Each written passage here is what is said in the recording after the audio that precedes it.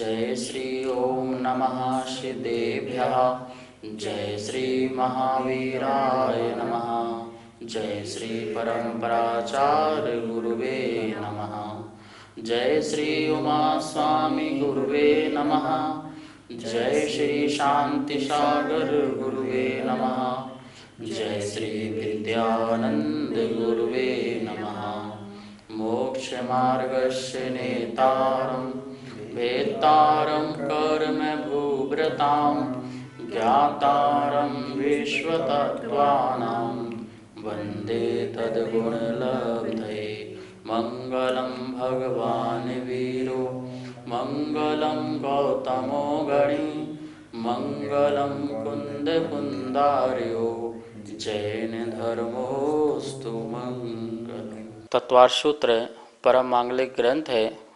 आचार्य कुंद कुंद के पट्ट शिष्य आचार्य उमा स्वामी द्वारा यह विक्रम की प्रथम शताब्दी में लिखा गया है। इसमें शैली सूत्रात्मक है और भाषा संस्कृत है। 10 अध्यायों में विभाजित है। 7 तत्वों का जिसमें वर्णन है। हम सभी लोग दूसरा अध्याय पढ़ रहे थे, जीव के असाधारण भाव, जीव का लक्षण और जीव के भेद और प्रभेद के बारे में। हमने ये भी देखा कि जो जीव संसारी जीव हैं उनमें कितने प्रकार की इंद्रियां आदि होती हैं। तो यहाँ पर अपन ने 5 इंद्रियां का वर्णन किया था और 5 इंद्रिय के जो विषय हैं स्पर्श रस गंध वर्ण और शब्द, इसके बारे में अपन ने यहाँ पर देखा था। शब्द का इस बात का ध्यान रखना, जो शब्द है वो पुद्गल का गुण नहीं है, वो पुद्गल की पर्याय है। इसलिए स्पर्श रस गंध वर्ण ये जो 4 हैं ये तो पुद्गल के अपने गुण होते हैं जिससे पुद्गल की पहचान होती है।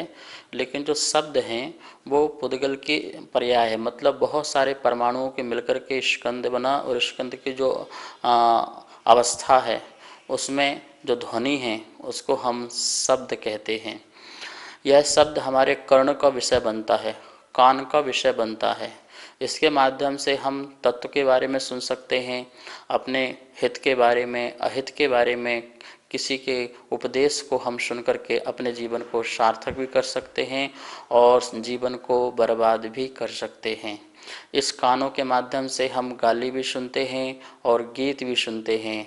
हम ग्रहण क्या करना चाहते हैं ये हमारे ऊपर होता है। इस प्रकार से देखा हमने कि 5 इंद्रियों के जो विषय हैं वह हम इंद्रियों के माध्यम से हमारी आत्मा को उसकी जानकारी होती है और हम उसको अच्छी तरह से जान पाते हैं। इसमें एक बात ज़रूर ध्यान रखना, कर्ता जो है वो आत्मा ही है, इंद्रियां जो हैं वो करण हैं और जो उनके सब्जेक्ट हैं वो कर्म हैं। कोई प्रश्न कर सकता है कि यहाँ पर मन को इंद्रिय में क्यों नहीं रखा, मन की गणना इंद्रियों में क्यों नहीं की गई, ऐसा प्रश्न अपने सामने खड़ा हो सकता है।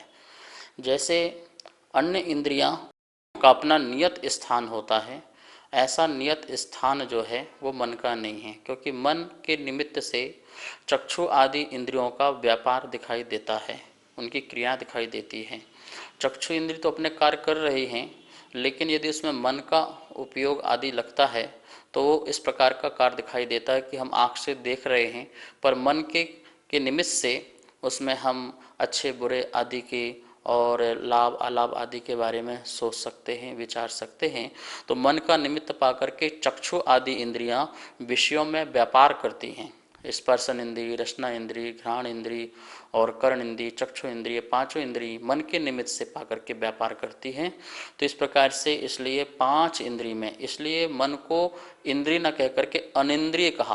किंचित इंद्रिय है, ईशत इंद्रिय है, लेकिन जैसे चक्षु आदि नियत स्थान पर बनी हुई हैं और उनका व्यापार है, वैसा वो इंद्रिय मन को नहीं कहा जाता है। अब इंद्रियों की सहायता करना ही मन का प्रयोजन है, तो और क्या कुछ भी और भी प्रयोजन है। इस सूत्र का बारे में आचार्य भगवान आगे सूत्र 21 नंबर का बता रहे हैं कि हाँ, जो मन का जो विषय है वो क्या है। 5 इंद्रिय का विषय तो अपन ने देख लिया, अब मन का क्या विषय है उसके विषय को बताने के लिए यहाँ पर 21वां नंबर का सूत्र का अवतार होता है। हम लोग एक बार सूत्र का उच्चारण करते हैं, एक बार हम बोलेंगे, दोबारा सभी आप लोग। श्रुत मनिन्द्रियस्य श्रुत मनिन्द्रियस्य। इस प्रकार से इसका अपन ने उच्चारण किया। एक बार बोर्ड के माध्यम से भी इस सूत्र को देखते हैं। सूत्र है दूसरे अध्याय का 21वां नंबर, श्रुत मनिन्द्रियस्य। श्रुत, ये शा और रा से मिलकर बनता है, इसका उच्चारण करना श्रुत मनिन्द्रियस्य। इसकी संधि निकलेगी श्रुतम अनिन्द्रियस्य। श्रुतम अनिन्द्रियस्य, अनिन्द्रिय का मतलब होता है मन का। इस षष्ठी का एक वचन है ना, बालकस्य, ऐसा अनिन्द्रियस्य। अनिन्द्रिय का, मन का विषय श्रुतम, श्रुत भी है। क्या है? श्रुत है।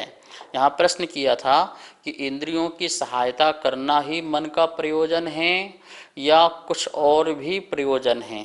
तो आचार्य ने कहा नहीं, श्रुत का भी प्रयोजन है। अनिंद्रिय जो मन है, मन का जो विषय है वो श्रुत है। अब श्रुत किसे कहते हैं तो इसके बारे में अपन चर्चा करते हैं।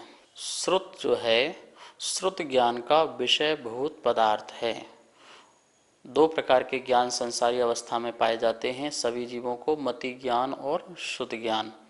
मति ज्ञान पूर्वक जो ज्ञान होता है उसे श्रुत ज्ञान कहते हैं। और जो श्रुत है, जिसे आगम ज्ञान भी कह सकते हैं, भगवान की वाणी भी कह सकते हैं, जो हिताहित का जो ज्ञान है जिसमें हम विचार कर सकते हैं, ऐसा जो श्रुत ज्ञान है, उस श्रुत ज्ञान का विषय श्रुत होता है। ठीक है ना? मनन, चिंतन, मंथन किया जा सके उसे श्रुत कहते हैं। देखिए, मति ज्ञान से जो पदार्थ जाना जाता है वर्तमान का अथवा भूतकाल का, जो स्मृति में जो ज्ञान हमारे है वो स्मृति का ज्ञान भी मति ज्ञान कहलाता है।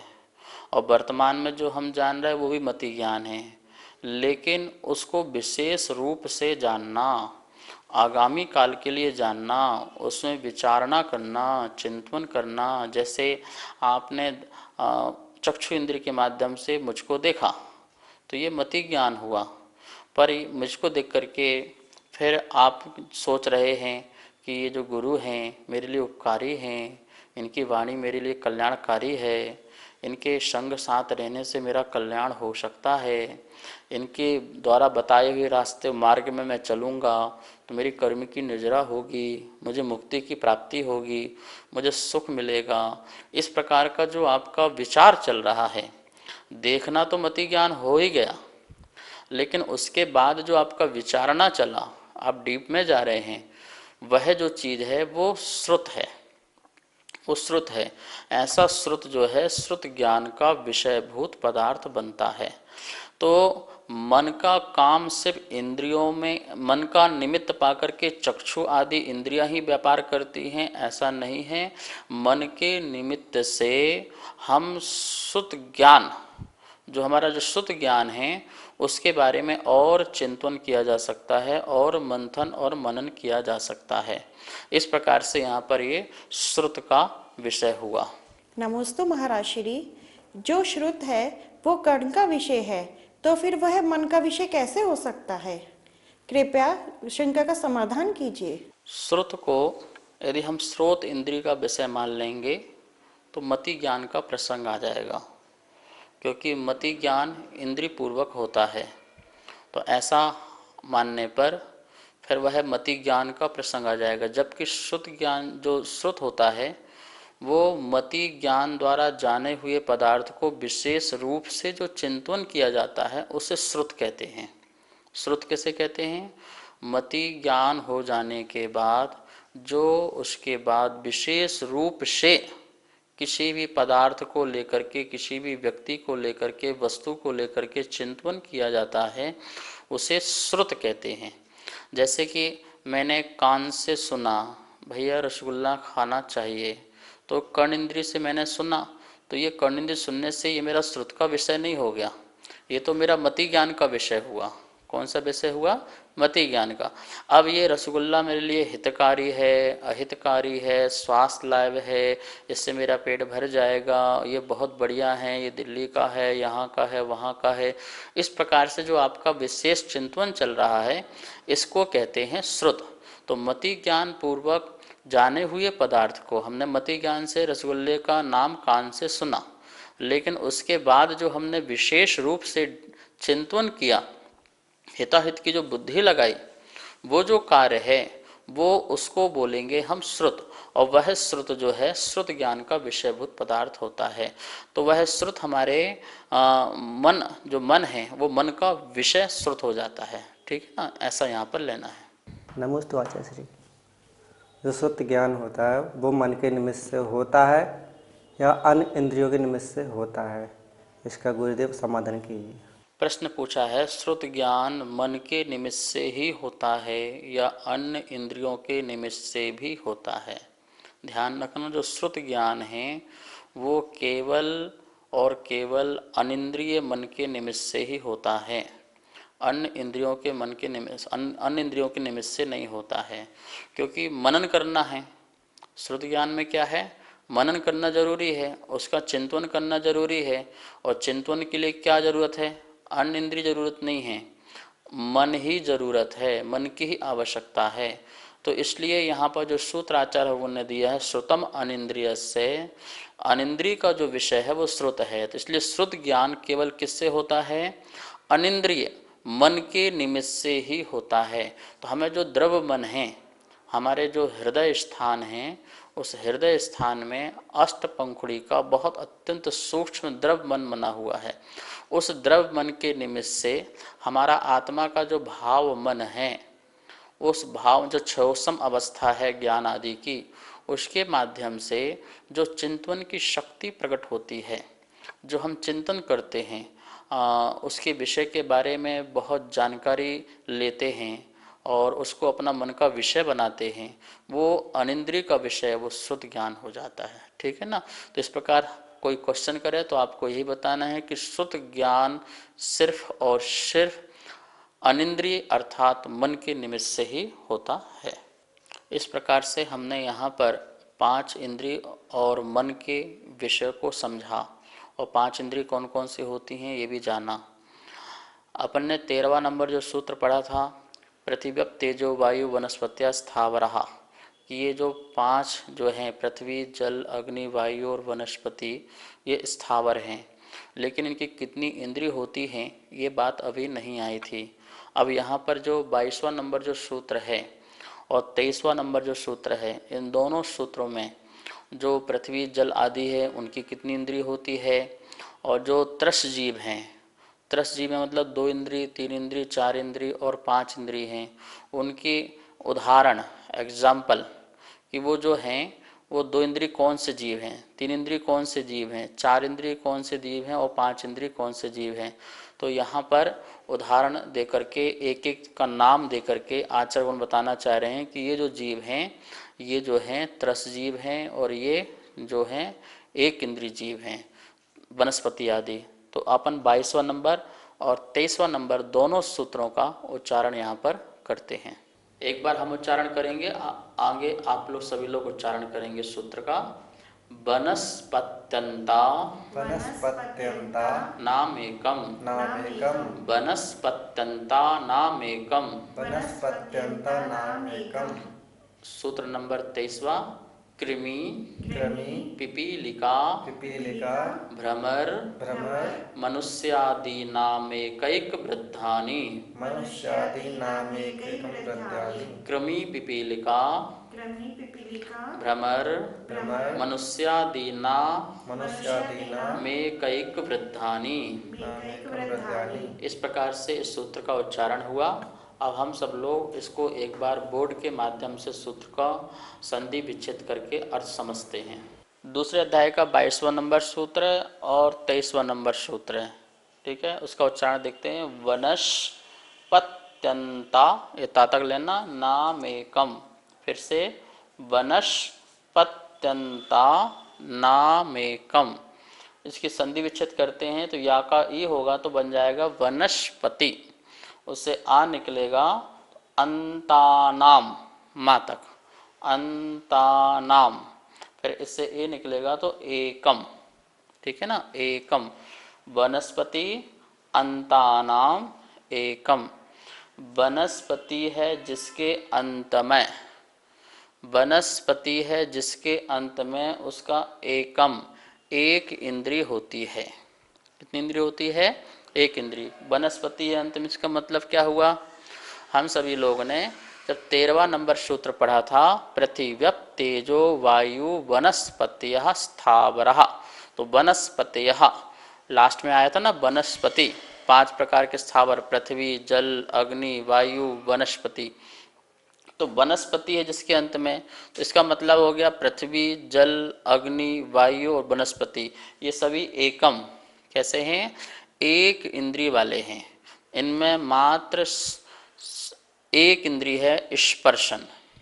ये स्पर्शन इंद्रिय के माध्यम से ही अपने जीवन जीते हैं, उसी के माध्यम से सुख दुख का वेदन करते हैं, उसी के माध्यम से वह ठंडी गर्मी आदि का ज्ञान प्राप्त करते हैं। ये ठंड है, ये गर्म है, ये हल्का है, ये भारी है, रूखा है, चिकना है, कठोर है, नरम है आदि, क्योंकि इसके 8 भेद होते हैं, इसके जो ऑब्जेक्ट हैं स्पर्शन इंद्रिय के, तो 8 प्रकार का ज्ञान इनको उससे हो जाता है।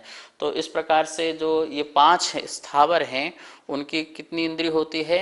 एक इंद्रिय, स्पर्शन इंद्रिय, उसी संबंधी उनका ज्ञान का उघाड़ होता है।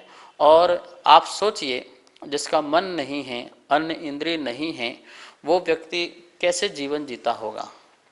अब पेड़ पौधे आदि हैं, वो ठंडी गर्मी आदि जो भी वर्षा में सहन करते होंगे या वेदन करते होंगे, मात्र स्पर्शन इंद्रिय के माध्यम से कर पाते हैं। कर्म फल चेतना, जो कर्म का उदय आ रहा है उसी को ही फल को भोगते रहते हैं। तो इस प्रकार से यहाँ पर ये सूत्र हुआ। अब देखिए 23वां नंबर का जो सूत्र है, इसमें देखते हैं कृमि पिपीलिका, का तक लीजिए, पिपीलिका भ्रमर मनुष्यादीना में कैक वृद्धानि, भ्रमर अलग हो गया, मनुष्यादीना में कैक वृद्धानि। अब देखिए इसका निकालते हैं, क्रमी 1, पिपीलिका 2, भ्रमर 3 और मनुष्य आदि नाम, क्या निकलेगा? मनुष्य और निकलेगा आदि नाम, ठीक है ना, आदि नाम। फिर निकलेगा एक वृद्धानी, क्या करते जाओ? मनुष्य आदि तक में क्या करते जाओ? एक एक वृद्धि करते जाइए। आपने एक इंद्रिय यहाँ ली थी पीछे सूत्र में, अब उसमें एक वृद्धि और कर दो, तो क्रमी कितना हो जाएगा? 2, अर्थात क्रमी जो जीव है वो 2 इंद्रिय है। कौन सा जीव है वो? 2 इंद्रिय है। पिपीलिका में अपन एक इंद्रिय बढ़ा देते हैं, जैसे पिपीलिका चींटी है, इसमें स्पर्शन रसना घ्राण 3 इंद्रिय होती है। चक्षु इंद्रिय और मिला देते हैं तो ये भ्रमर जीव हो जाते हैं, उड़ने वाले। और एक इंद्रिय यदि और बढ़ जाती है तो वह मनुष्य 5 इंद्रिय जीव हो जाता। आदि नाम से आदि भी बहुत जीव हो सकते हैं। यहाँ पर सिर्फ एग्जाम्पल के तौर पर एक एक जीव का नाम दिया है। 2 इंद्रिय में क्रमी, 3 इंद्रिय में चींटी, 4 इंद्रिय में भ्रमर और 5 इंद्रिय में मनुष्य। आदि नाम एक एक वृद्धानी, क्या लिखा है उसमें? आप एक एक इंद्रिय की वृद्धि करते जाओ, यहाँ से जिसमें एक इंद्रिय जीव था वहाँ से एक एक इंद्रिय की वृद्धि करते जाइए, और इस प्रकार से आपके ये पूरे 5 इंद्रिय तक के जीव हो जाएंगे। क्रमी जीव आप जानते हैं, जैसे पेट में पड़ने वाले बहुत सारे जीव होते हैं, लट आदि जो हैं वो क्रमी जीव कहलाते हैं, जो छाती के बल से घिसक घिसक के चलते हैं। और जैसे शंख है, शंख में पाया जाने वाला जीव जो स्वयं भी अपने आप में शंख जो है 2 इंद्रिय है। और सीप के अंदर जो पाया जाता है जीव, वह भी 2 इंद्रिय जीव कहलाता है। जौक आपने देखा होगा, जैसे गाय आदि के जौक लग जाती है या किसी इंसान के जौक लग जाती है तो पूरा खून चूसता है, वो जौक, वो भी 2 इंद्रिय कहलाती है। इस प्रकार से उनके स्पर्शन और रसना 2 प्रकार की 2 इंद्रियां पाई जाती हैं। यहाँ पर पिपीलिका दिया है, पिपीलिका मतलब चींटी, एक एग्जाम्पल दिया है। पिपीलिका के साथ साथ जो आप चींटे देखते हो, मकोड़े देखते हो, कॉकरोच देखते हो, तो ये सब जो, यहाँ तक कि बिच्छू, जो डंक मारने वाले जो बिच्छू हैं, वो भी 3 इंद्रिय में आते हैं। तो उनकी स्पर्शन, रसना और घ्राण, आप देखिए चींटी आदि में उनकी आँख नहीं है, कान नहीं है, उनको देखना सुनना नहीं होता है, लेकिन घ्राण इंद्रिय के माध्यम से वो कहाँ से कहाँ तक पहुँच जाते हैं। आपके रसोई तक कोई सामान रखा हो वहाँ पहुँच जाते हैं। ये चींटी हैं, मकोड़ा हैं, बड़े बड़े बड़े चींटे होते हैं, लाल चींटी, काली चींटी, इस प्रकार से थोड़ा सा तेज भागने वाले, जैसे 2 इंद्रिय में तो खिसकने वाले होते हैं, लट आदि, थोड़ा सा स्पीड से भागते हैं, जैसे चींटी मकोड़ा आदि स्पीड से भागते हैं, वो 3 इंद्रिय जीव हो जाते हैं। उनमें स्पर्शन, रसना, घ्राण, जो घ्राण इंद्रिय के माध्यम से अपना जीवन अपन ज़्यादा जीते हैं। इस प्रकार से भौरा, भ्रमर जो दिया है वो 4 इंद्रिय, स्पर्शन, रसना, घ्राण, चक्षु, उनमें चक्षु इंद्रिय की प्रधानता रहती है। वैसे सभी इंद्रियां होती हैं, लेकिन जो जो लास्ट वाली जो इंद्रिय होती है उससे जीव में उसकी ज़्यादा प्रधानता होती है। जैसे भौरा है, अब भौरा में चक्षु इंद्रिय बढ़ गई, स्पर्शन, रसना, घ्राण, चक्षु। तो भौरे के अलावा और कौन कौन हो सकते हैं? जैसे आप मक्खी है, मच्छर है, और भी उड़ने वाले जो पतंगे हैं। आप देखते हैं बरसात के दिनों में लाइट के चारों तरफ जीव मंडराते रहते हैं, जिनके पंख जल जाते हैं, बाद में तड़प तड़प के मर जाते हैं। वो जो हैं चक्षु के इंद्रिय के वशीभूत होकर के वो अपना जान भी गंवा देते हैं। तो ये भौरे, मधुमक्खी, ये सब कौन से इंद्रिय हैं? 4 इंद्रिय। मतलब कि उड़ने वाले ज़्यादा नहीं उड़ पाते, जैसे पक्षी उड़ते हैं उतनी दूर तक, ऐसे उड़ने वाले जीव नहीं।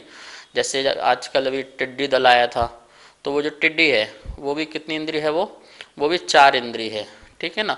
तो चक्षु इंद्रिय के माध्यम से वो भी यहाँ वहाँ घूमते रहते हैं। मच्छर है, वो भी 4 इंद्रिय है। और ये भौरा जो आपको बताया, अली, उसको अली भी बोलते हैं। तो इस प्रकार से ये 4 इंद्रिय वाले जीव हो गए, ठीक है। उसमें 1 इंद्रिय और बढ़ा दो तो कर्ण इंद्रिय बढ़ जाए, तो वो मनुष्य आदि हो जाते। मनुष्य है या जानवरों में गाय है, बैल है, कुत्ते हैं और पक्षी हैं, ये सब क्या है? 5 इंद्रिय जीव हैं। और नरक में नारकी सभी 5 इंद्रिय जीव हैं। और देवों में देव देवी जितने हैं सभी 5 इंद्रिय जीव हैं। तो इस प्रकार से 5 इंद्रिय जीव जो है वो चारों गतियों में पाए जाते हैं।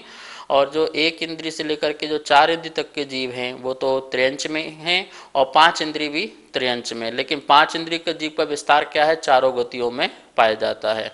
तो इस प्रकार से जानकारी के तौर पर आपके लिए ये 1 इंद्रिय के आचार्यों ने उदाहरण के माध्यम से बताया है कि हमें किसी भी जीव की हिंसा आदि नहीं करना चाहिए, क्योंकि जो इंद्रिय हैं वो उसका ज्ञान का विकास है। और किसी भी जीव को हम मारते हैं तो उसके ज्ञान का विकास जो होता है वो हानि हो जाती है। कैसे कैसे पुरुषार्थ करके जीव जो है एक भाव से दूसरे भाव में आता है, और 1 इंद्रिय से 2 इंद्रिय संबंधी, 2 इंद्रिय से 3 इंद्रिय संबंधी ज्ञान को प्राप्त करता है। और यदि हम हमारे प्रमाद से, हमारे आलस्य से वह जीव की हिंसा होती है तो उसका ज्ञान का विकास की हमारे द्वारा हिंसा हो जाती है। अतः हमें देख के चलना चाहिए, किसी जीव को कष्ट नहीं पहुंचाना चाहिए। ये इंद्रियों को जानने का मतलब क्या है? जानने का यही मतलब है कि हम हमारे द्वारा हमारी क्रिया से कि ऐसी क्रिया ना हो या ऐसा रहन सहन हमारा जीवन का ना होना चाहिए जिससे किसी भी प्राणी के इंद्रियों का जो दमन हो जाए, समन हो जाए, वो नाश को प्राप्त हो जाए, क्षय को प्राप्त हो जाए। जैसे अपन 5 इंद्रिय हैं, हमारे अंदर सोचने समझने की शक्ति है, और कोई व्यक्ति हमारी हत्या कर दे, कोई एक्सीडेंट हो जाए आपके प्रमाद से, तो क्या होगा? हमारा विकास तो रुक गया ना। हमारे संकलित परिणाम से यदि हमारी दुर्गति हो गई तो हम 1 इंद्रिय 2 इंद्रिय आदि में जन्म ले लेंगे फिर। तो हमें बहुत ध्यान रखना चाहिए। ये इंद्रियों का प्रकरण पढ़ने का यही हमारा एक मूल उद्देश्य आचार्य का है। इस प्रकार से हम सब लोगों ने यहाँ पर यह सूत्र को देखा। महावीर, गंगवाल, बूंदी, राजस्थान। आपका प्रश्न है कि क्षयोस्मिक ज्ञान तो सबको हो सकता है संसार अवस्था में, लेकिन क्षयोस्मिक जो भाव है वो तो किसको होगा, किसके लिए होगा? तो क्षयोस्मिक जो भाव है, क्षयोस्मिक भाव तो ज्ञान भी क्षयोस्मिक भाव है, लब्धि भी छौस्मिक भाव है, अज्ञान भी छौस्मिक भाव है, लेकिन सम्यक्त छौस्मिक भाव, संयम छौस्मिक भाव और संयमा संयम छौस्मिक भाव। आप सूत्र पढ़ेंगे तो सूत्र में स्पष्ट लिखा है सम्यक्त्व, संयम और संयमा संयम, ये भी छौस्मिक भाव हैं। सिर्फ अज्ञान और ज्ञान ही छौस्मिक भाव नहीं है, सम्यक्त्व भी छौस्मिक भाव है और संयम भी छौस्मिक भाव है और संयमा संयम भी छौस्मिक भाव है। तो मात्र छौस्मिक भाव सम्यक दृष्टि को होता है ऐसा नहीं है, छौस्मिक भाव अज्ञानी को भी और ज्ञानी को भी, जो ज्ञान और अज्ञान की अपेक्षा से उनको भी छौस्मिक भाव होता है और सम्यक दृष्टि को भी छौस्मिक भाव होता है।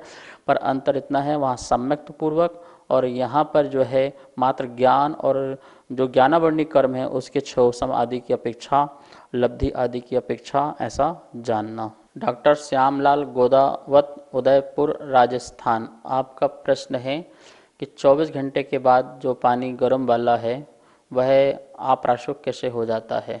देखिए, पानी जो है यह एक पुद्गल पिंड है और जीव आकर के उसमें अपना शरीर बनाते हैं तो वह जल कायक हो जाता है, ठीक है ना। पुद्गल पिंड को शरीर बनाया तो वो पुद्गल पिंड से यदि अपन ने पानी को गर्म किया तो जीव निकल गया, तो 24 घंटे तक उबाल में, ऐसा केवल ज्ञान में कहा कि उबाल लेते हैं तो वो 24 घंटे तक वो जीव रहित होता है। वो मात्र पुद्गल पिंड है, बहुत सारी पुद्गल वर्गणाओं का पिंड है और उसके बाद उसमें पुनः जीव उत्पत्ति की योनिभूत स्थान प्रकट हो जाते हैं, जिससे वह पुनः उसमें त्रस जीव आदि पड़ने लगते हैं।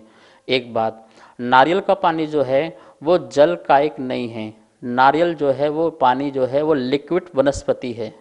जो आपका नारियल का पानी, डाब का पानी जो है वो वनस्पति है और वो वनस्पति जो है वह लिक्विड वनस्पति, जो जल वो है ना, वो जल कायिक, जल वाला जल नहीं है, लिक्विड वनस्पति है।